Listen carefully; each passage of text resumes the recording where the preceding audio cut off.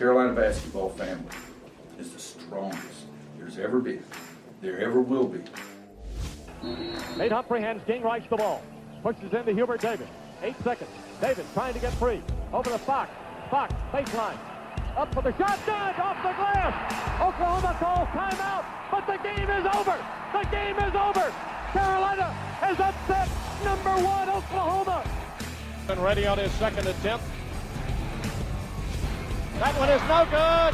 They battle for it. Loose ball. Recovered Marvin. He scores! With 20 seconds left to play, goes back to Michael Jordan. Jumper from out on the left. Good! 63-62, 13, 12, 11. Georgetown with one timeout. Fred Brown looking. Oh, way to Worthy. Worthy 5. The Tar Heels are going to win the national championship. Carolina with foul. He takes the timeout. They're out of timeout. Technical foul. Technical foul. Brown gets it into Williams. Here comes Williams front court.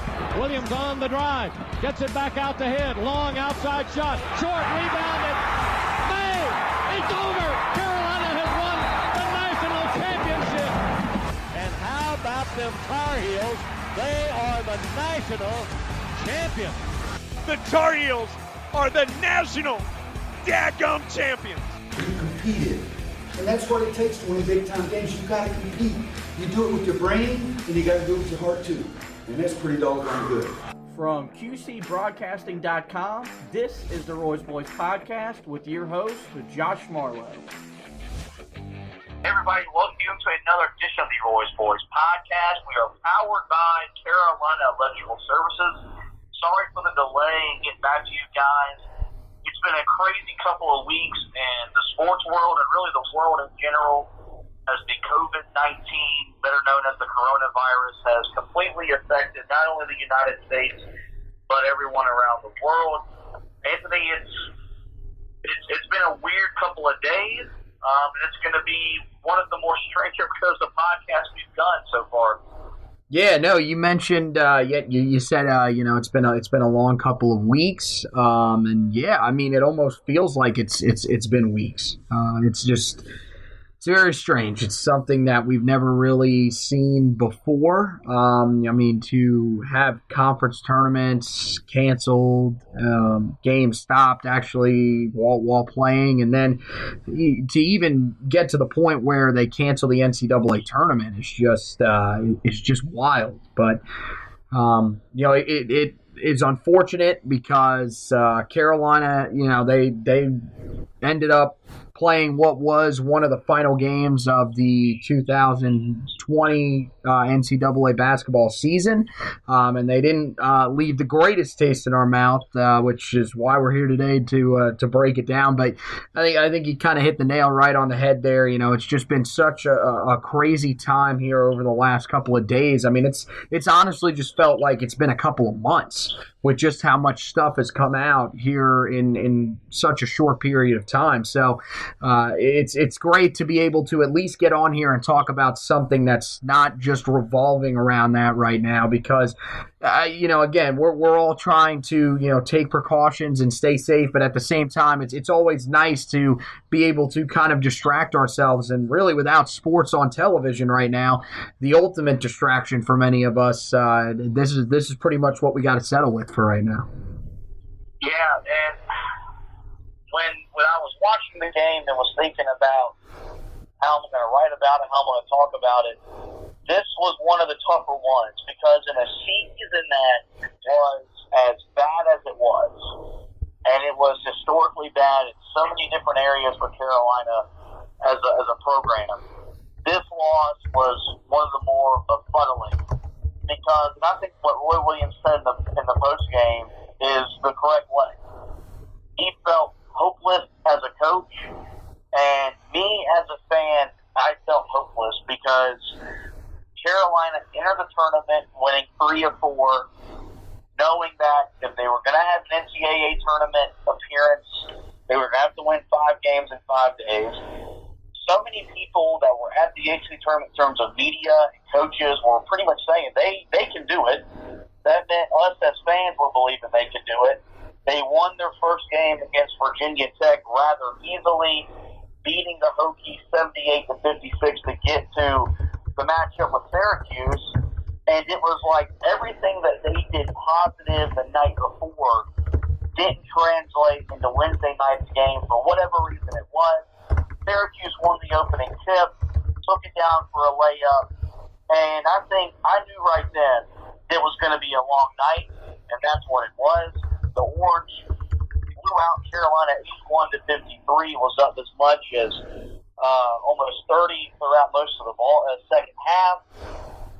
Not a whole lot of answers for a Syracuse team that only had one or two guys that you thought were really going to cause problems, and those guys did cause problems. Elijah Hughes was the best player on the floor. He scored 27 points in a variety of different ways. Merrick Dolage was a problem. Buddy Boeheim was making shots.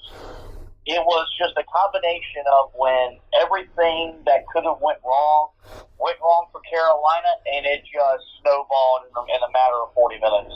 Yeah, I mean, it was a pretty solid representation of what the season was for Carolina. To have your worst shooting half of the season in a year where you hit, in certain spots, historic lows in terms of your shooting percentages from deep and from the free throw line. I mean, it just, like you said, it kind of all culminated. And you know, Syracuse is a team that we knew when they got to March, especially, they were going to play well. But it was just weird because it was basically the complete opposite of the game that we saw just about a week and a half, 2 weeks earlier. I mean, Carolina dominated Syracuse on Syracuse's home floor, but when it came to this game here, a game that we thought, okay, the matchup is really favorable for Carolina, they just, I mean, everything that they did in that first game, they just couldn't do in this game. And, you know, you brought up a great point when we were just about to get this thing cranked up. You almost kind of wonder, did they know heading out onto the floor, or at least in most guys' minds think that there's no way they're going to be playing these games tomorrow. No matter what we do, our season's ending here. At the same time, that really shouldn't be much of an excuse, because, I mean, you want to send yourself out, even though it's been a rough year, with a good memory. And I don't think that's how that team wanted to be remembered. But it's just in a season where everything that could go wrong did go wrong.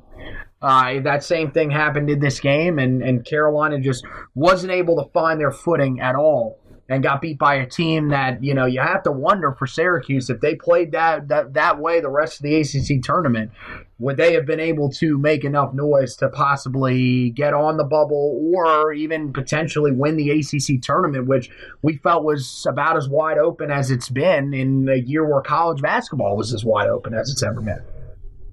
Yeah, I felt like the zone, for the first time, probably since the first time that Carolina played Syracuse when they joined the ACC, it really affected what Carolina was trying to do offensively. It was more suffocating than it has been in years past. The only big change that I was able to notice was that Syracuse just kind of moved it up the court a little bit more, and they weren't just kind of sagging back into it. It was more of they were going to be up into you, and they were doubling a lot more.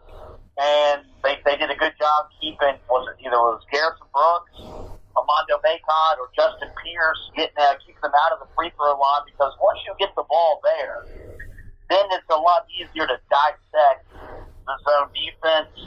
And as it has been for most of the year, Garrison Brooks showed up, and he didn't really have a whole lot of help with him. He had 18 points. He grabbed 4 rebounds. He was 7 of 14 from the field, so he was efficient. But outside of that, Leaky Black was the only other player in double figures, was 5 of 10 from the field.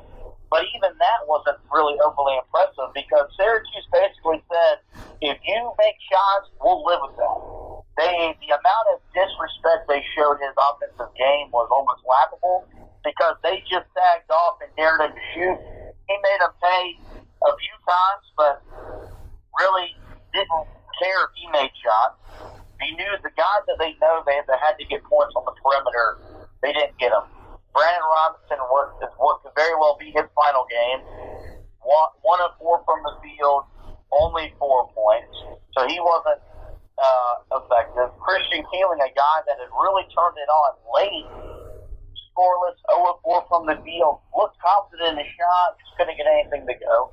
And then Cole Anthony, the guy that has been if he was going to play well, Carolina had a really good chance to win. Didn't play well at all.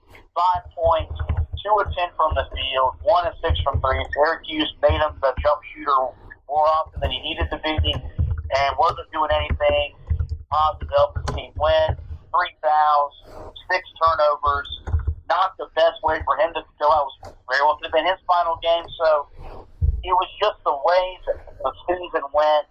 In 40 minutes, it all just blew up, and that's why you saw Carolina get blown out in front of a partisan Tar Heel crowd that was never into the game.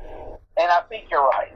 I think they probably knew going into the game this was the final time they're going to get to play.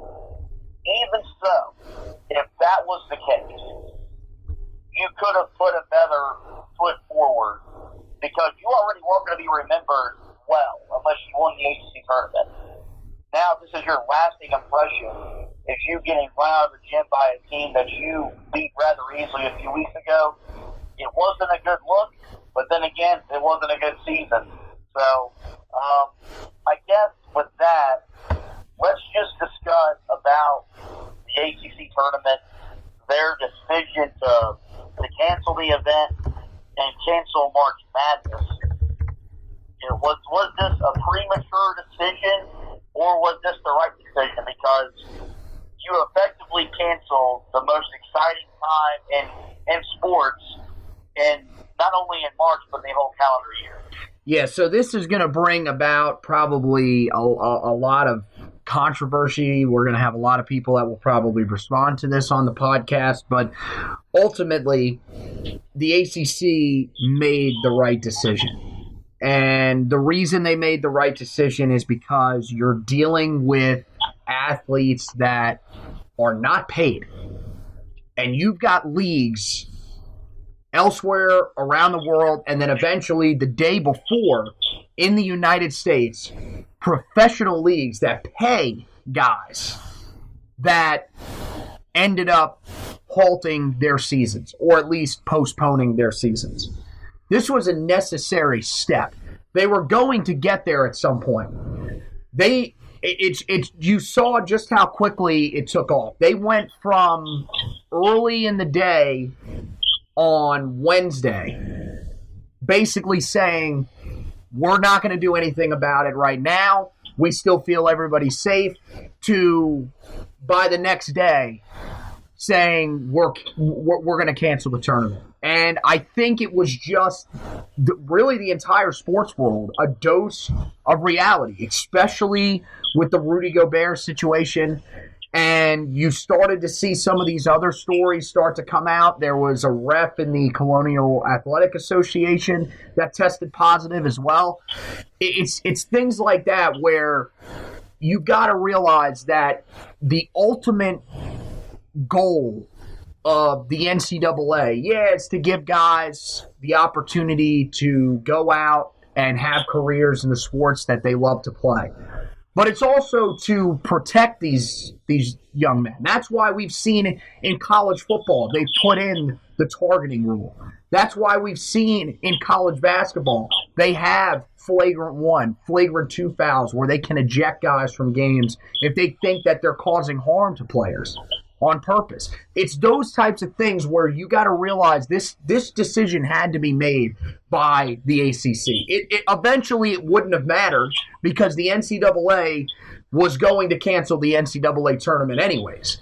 That was pretty much, we kind of knew that was going to end up actually happening. And there was no way that you were going to be able to just say, well, you know what, we're just going to play and we'll figure out who our champion is, and it won't really matter in the end of it, but at least we got to play basketball for a few more days. ACC did the